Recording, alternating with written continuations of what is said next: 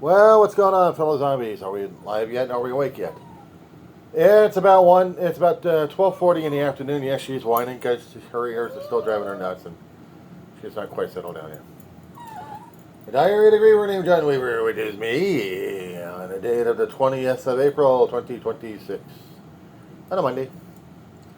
So instead of watching Trump trying to kill us all left and right with his inability of doing shit, sending out inept people over to a country that he's trying to bomb the shit. He's been bombing the shit out of, and trying to get oil, trying to get money, trying to feed his damn ego. I decided to turn off light at this point over here, and instead of watching Gundam cartoons like I had been doing, Japanese anime, I turned on an old movie that I watched back in the '90s when it first came out, and I kept watching the repeats ever since. Well, we actually had VHS. I taped it, and a few other shows I liked watching because they were that out of it. This one was called Without Warning, done on Channel 2, CBS. And the thing of it was, this show was predicated on a Halloween prank on people, just like the War of the Worlds on the radio system of CBS was doing that.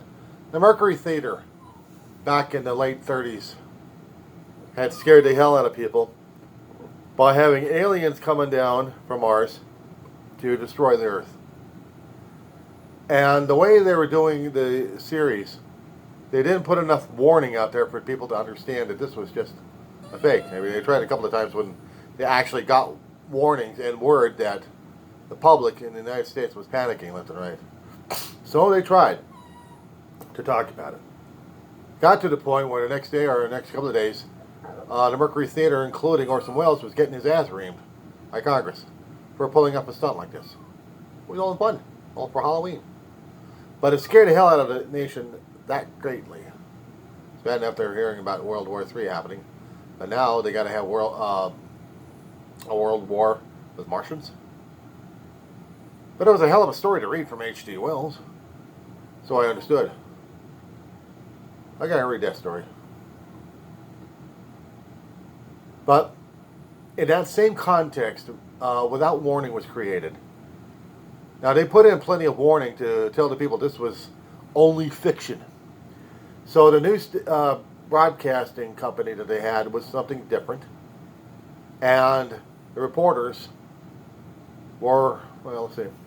Simon Van Ocker was the one reporter I know was real. So was Bree Walker. Everybody else was an actor. Warren Olney. Warren Olney was a local out here in L.A. at the time. Bree Walker was CBS. Simon Van Ocker, I don't know. He probably was PBS or something. But he was very well known name. At least a lot of people know him. I didn't. Never heard of him. Until I got to see him, and I had to research about his history, though. But they started this all-star Halloween thing to scare the hell out of people. And they say, trick or treat. With plenty of commercials to tell people this is a movie to enjoy, okay? It's one of those thrill movies that you have to watch and get to it. I mean, it starts out with a I breathe.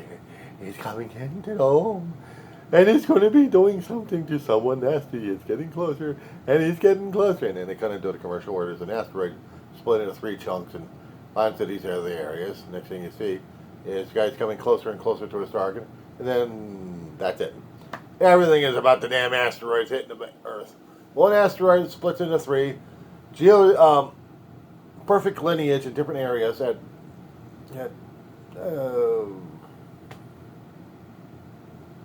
like a pyramid shape.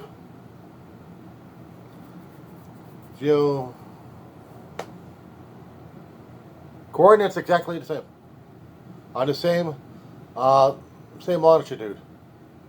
Same latitude, yeah, but not the same precise areas. They're just one on one side, and then another side. It was another side, and there was 3 of them. So, but in this one, people were freaking because the aliens didn't show themselves, but the asteroids were the visitors. Were they aliens or were they not aliens? At the end of the film, They were swarming and they were attacking. But in the film, it was showing government response, people's responses, and how the press would have responded to when the aliens or an asteroid or something was threatening everybody. The world's government didn't react, but only the United States had to be aggressive enough to launch a nuclear-type missile at an asteroid about to hit the Earth. Blasted it in the atmosphere, and everyone's going, yay! This is nearly at the end of the film, by the way.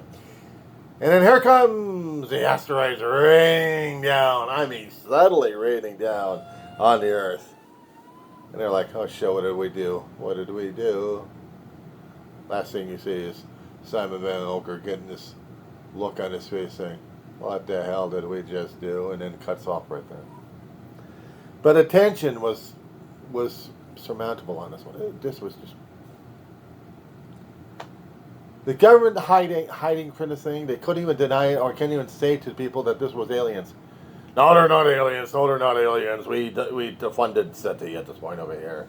There are no aliens. We sent signals out. We sent satellites out. We sent this. We sent that. We had 12 people going to the moon. We didn't see anything. There are no aliens. There are no aliens. And what happens?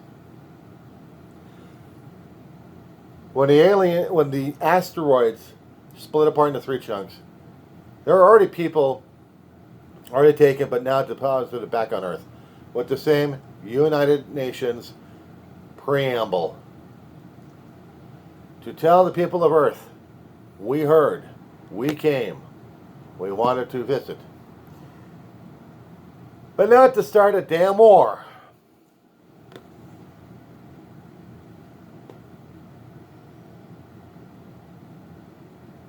And the only conclusion was the Earth got its ass kicked. And that was it. There was no part 2, nothing else. This was a film without a satisfying ending. But this had a satisfying ending because it meant we screwed everything else we could to the point where we got our asses kicked. Government denials, government hiding stuff, pushing people back. They don't want people to know it could have been aliens or something like that. But the public's reaction in the film, the way they're writing a script on this one here, well, I believe it, I don't believe it. I get 20-year-old they're talking to, and she, I don't know, I don't think they exist. I don't think they exist. And I'm looking at this character throughout the time I kept watching this film, like, if there are people like this, we are fucked. You got the scientists out there. Some of them are half bureaucratic and half doing actually like pure research, and they're trying to convince each other and battling words with each other. Government wants to deny it's fearful, it's having hellish shit on this one, and the scientists are trying to tell them and show them the damn data. Still goes in one ear out the other ear. Even NASA's got to pull that shit on people left and right. We've had scientists been discredited and doing private research concerning about search for the extraterrestrial intelligence out there. We're still doing it. We sent out Pioneer, at least 1 or 2 Pioneers, I think 10 and 11 with plaques on it. But we also sent Voyager 1 and 2 with discs and instructions, hopefully, that people can understand, to build a recorder so they can see and hear what's going on. If we're still alive, that is. And we still had Trump still believing, oh, well, we got aliens, but we got to get that alien information released. Well, do we or do we not? I mean, how would the world right now, as it is, deal with the concept of non-terrestrial, meaning none of Earth, coming to Earth, and understanding what our limitations of travel through space is, understanding about our limitations of light traveling, And any modified engines, warps, or something like that, we can think about them, but we can't get them going. We don't have enough science or materials necessary to make those kind of things, but we're progressing on that. We have artist renditions, a lot of them. We got shows, we got things of media to explain a lot of things. But how the hell would they be able to get over to this particular planet in this corner of the universe? And why would they? Our signals in our try that again. Our signals are transmitted at the speed of light. It goes real fast, but it's still slow in space. It takes millions and billions of years that we've seen that light from other sources have come to us, and we don't know if they're dead or not. Because there's no way we have the same visualization to see if the stars and galaxies are still there. We only go by what the light is being shown to us. Not to mention the light of stars in our own galaxy, close to our solar system, if they're going to blow up or not, or if they're going to be mutating or not. We don't have that. We don't have the exact knowledge of cosmology, let alone stellar topography. We don't. It's not enough of it anyway. So this is weird, isn't it? So this particular film kind of fascinates me. Now there were other films in the 90s that I was watching as well. They called, what was it, Special Event? Something else. Oh, Mission to Mars. Where Earth had sent out an international crew to Mars. And it was just political intrigue. Someone wanted to get their company protected and keep their profits going, and if anything was found out, well, they didn't want people to know about things. And so they were doing politics, commercial, and then internal intrigue of that sort of nature. But no aliens until at the last second of this thing, where this international crew lands on Mars and starts looking around, at least one of them anyway. And then the signal cuts out. So we don't know what the hell happened. It was a good cut-off show right there. I mean, it was okay. There was also another show back in the 90s concerning about, they called it Special Report, where in Charleston, North Carolina, there was a tugboat that came into a harbor loaded with nukes, or actually with a homemade nuclear bomb. And they were threatening the world, or at least the United States, of having the nuclear triggers. They were going to get all the nuclear triggers because they didn't want nuclear weapons to be proliferated and threaten people. They were going to be doing the threatening at this point. So if they didn't get the way that they want, Charleston Harbor was going to die. And everybody else in Charleston. So in typical Halloween situation, Charleston did blow up. Guys didn't get what they wanted. Things got so screwed up that there was gunfight, gun battle. Somebody hit the trigger, and then boom. These are the kind of films that you had to watch again and again just to enjoy them. It's one thing to see monsters, you know. It's one thing to see the aliens coming from different planets here to eat us up.